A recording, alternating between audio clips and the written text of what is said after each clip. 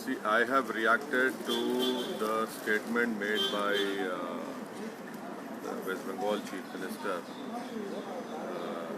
Mamata Banerjee, wherein she said that her Gotra is Chandelier. And she also proudly claims that she is a Hindu Brahman. And throughout this election campaign, she has been reciting Chandi Path, Durga Path. My reaction to her statement is that if she is saying that she belongs to an upper caste Brahman Hindu community and that too her Gotra is Chandelier, then where should Muslims and Dalits of West Bengal go? Muslims comprise 27% and 22% are Dalits of West Bengal, who are not part of this Varna system. That is why I condemn her statement, wherein she is claiming to be from an upper caste. She is practicing same politics of communalism which is being practiced by Narendra Modi and BJP. I don't find any difference between what she is saying in this election and in her whole election campaign and what BJP is doing. So Mamata Banerjee and Narendra Modi are made for each other. What is happening in Tamil Nadu also is very dangerous because the DMK manifesto says that anyone who wants to go to temple yatras in Kashi or Mathura, various places, the DMK in the election manifesto says that they will give 25,000 to 1 lakh rupees. This is nothing but everyone is trying to prove, whether it's Mamata Banerjee, Stalin or Narendra Modi or other secular parties like even Congress party, that who is a bigger and better Hindu.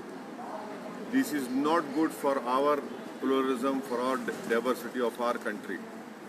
You are weakening the beauty of our country, that is pluralism and diversity.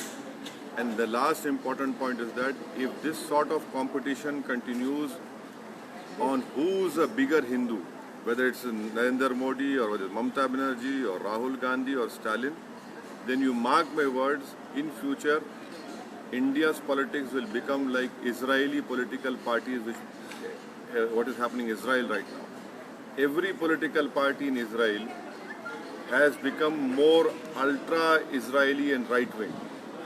That day is not far when what is happening in Israel will be reflected in India's politics. That is why people should carefully exercise the right to vote.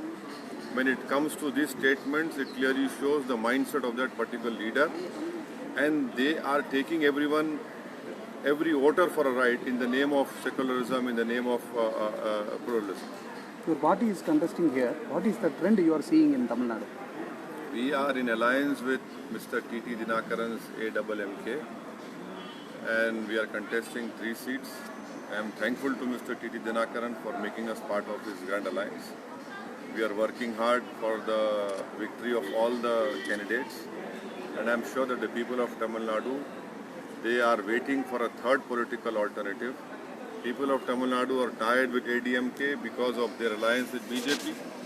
People of Tamil Nadu know that DMK is as opportunistic when they are in power, and that is why they require a third political formation. I am sure that in the leadership of Mr. T.T. Dinakaran, we will be successful, and I am sure that this time around the people of Tamil Nadu will bless us and vote for the AMK and other alliance partner candidates. The prediction says all the DMK will win the maximum seats in Tamil Nadu. Sir, no one knows, no one has knowledge of future.